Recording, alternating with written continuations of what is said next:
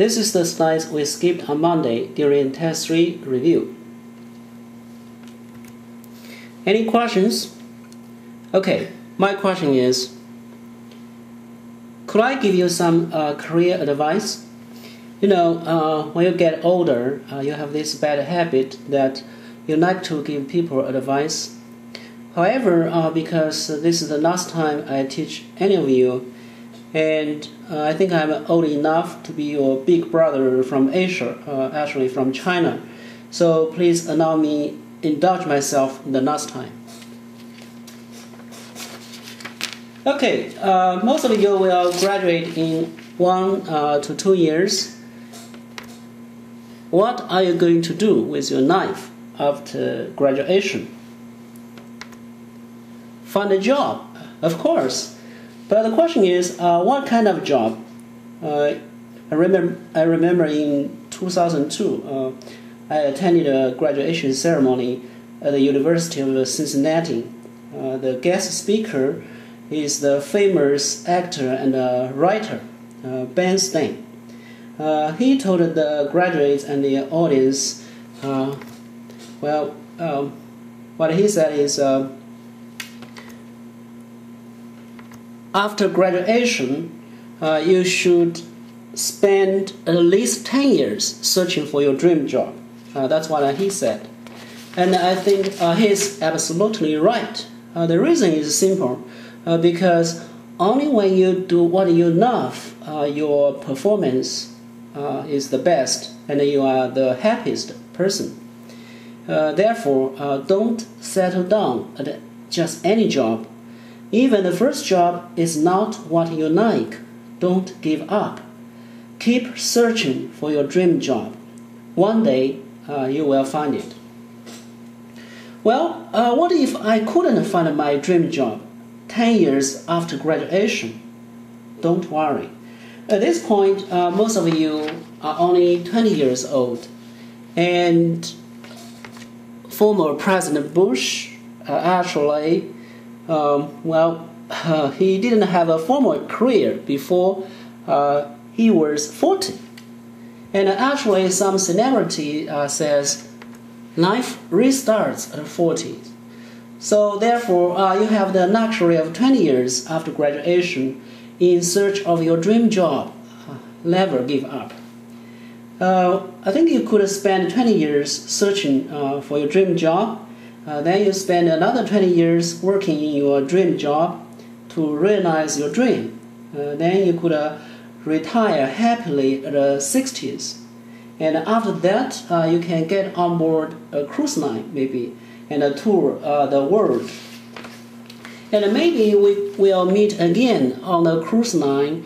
We could play cards, dance, and celebrate this wonderful life. Okay, suppose you find your dream job. The question is, how do we have a successful career? Well, don't mean to be complete, but this is my summary of the components necessary for a successful career. To be successful, you have to be passionate about your career, your dream job. Then you work hard.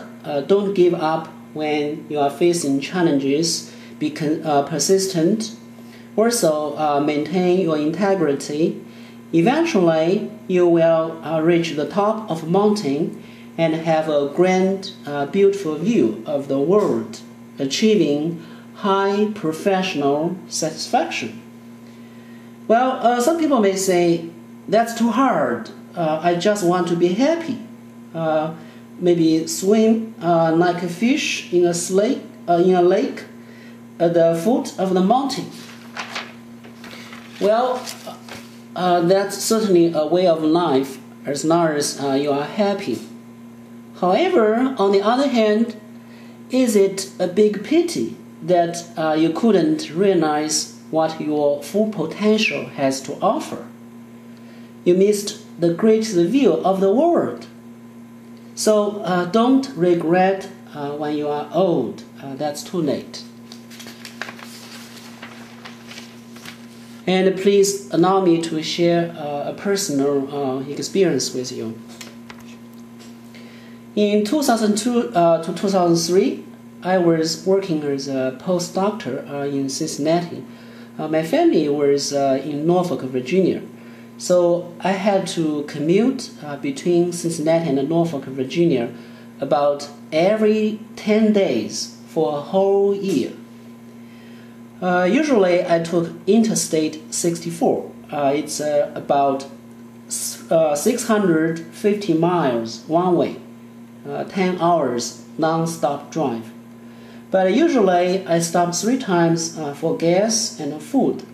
So it takes about 12 hours. Usually I started out in the morning from Cincinnati. I drove to Lexington, Kentucky first. Then I drove to Huntington, West Virginia, where I got off I-64 for gas and McDonald's.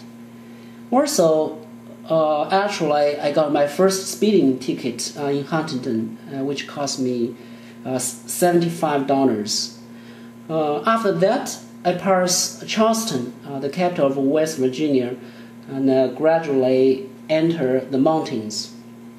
At Beckley, I stopped for gas and food. Continue. When I reach Charlottesville, where University of Virginia is located, I stopped one more time. Then I drove all the way to Norfolk, the destination. Well, if you have driven through the mountains of West Virginia before, you know the road is like this, very steep up, very steep down, and when you reach the bottom, there is a sharp turn. And on one side of the road, usually is a very steep cliff. And during winter, it snows. Sometimes half the road surface is covered by snow and ice. Well, was I scared? Yes, absolutely. I was scared to death. And I was very lonely. And George Street and Shannon Twine were my best friends on the road. However, I had faith on my dream. I know on top of the mountain there is a grand, beautiful view waiting for me. The first time I saw it, I was stunned by this beautiful scene. I stopped my car and took a picture of it. Here I wish to share with you. Is this a beautiful view? Yes, it is. In the future, if you have opportunity to drive through the mountains of West Virginia or west part of Virginia, and if you see this view, you can stop your car and take a picture of it. And you could email me, send a photo to me. Then I know you reached the peak of your life and career, and I will be proud of you. For teacher, you can be happier than knowing your students have achieved the greatest thing. Also notice in the mirror, you could see the body of my car, right? Actually, it's a Chanel Gray Ford Focus 2002.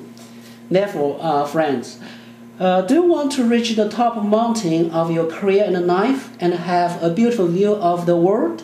By Ford, moving forward. Well, that's just a silly commercial. The point I really want to make is that never give up your dream. Your dream is what defines who you are and what your identity is. If you give up, even just temporarily deviate from it, believe me, it will be very, very painful. For some people, their lives are completely destroyed because they have no more hope. Therefore, don't give up. Unless you are flexible, you have multiple dreams, you have space dreams, you have Hollywood dreams, you have President of the United States of America dream, and you can switch easily between different dreams. Then you will always be happy. However, when you wake up, it might be too late.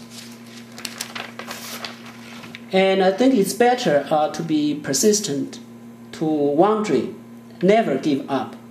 One day you will realize your dream.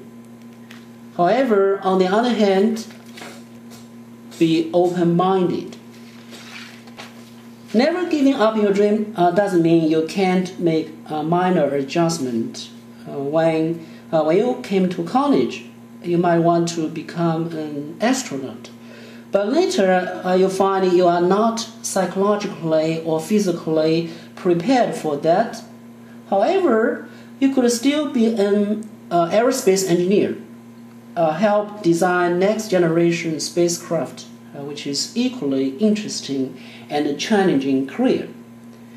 Well, maybe initially you want to be an aerospace propulsion specialist, but later you find the math involved is too hard and you hate math. But that doesn't mean you can't be a successful aerospace engineer. Well, in aerospace industry, we need people with different talents. You hate math, but you like working with people. You like to lead. So maybe you could be a system engineer, coordinating the activities of different subsystem divisions. You only need working knowledge of different subsystems to do that. And later in your career, you can also move on to management. Therefore, even you hate math, you have less than perfect GPA, you may still have a brilliant career future. Never give up. So my conclusion is, America is a country full of opportunities. As long as you are passionate, hardworking, persistent in pursuing your aerospace dream with high integrity, someday you will get there. Thank you for your attention. Good luck.